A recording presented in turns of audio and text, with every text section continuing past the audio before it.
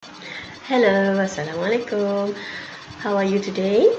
Okay, so today we're going to continue from our last lesson. Before I start, your slide can be obtained in your um, online learning, and because I'm sure you will see that there are slides that are skipped, or maybe I'm going to go on a bit faster, but you can always look at the slides that I have in the online learning.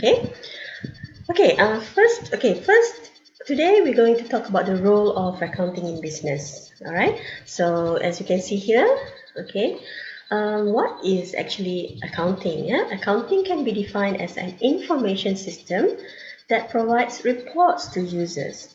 Okay, um, there are several types of reports, and there are also several different types of users that we are going to look at later.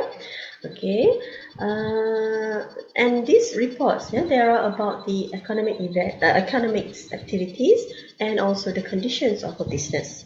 All right. So let's say that we are going to prepare the report. So what you need to do, or the processes that you need to do in order for you to provide the information to the users, okay, are these five processes. Okay, so firstly, we have to identify the users. So who are our users? Are you going to report to the management, or that means the internal users, or are you going to report to your stakeholders, who are actually your external users? Okay, so if you have to know that, and then you assess the users' information needs. Okay, you would want to know what are the information that they need in the reports. Okay, then only the design, yeah, of the accounting information system is done to meet the user's needs, and then to record the economic data about the business activities and events, and the most important one is to prepare the accounting reports for the users. Okay, get it? All right, so let's look at the other slide. Okay, first we want to know the different types of users, yeah, in the accounting information system. So there are two types of users here: the external users and the internal users.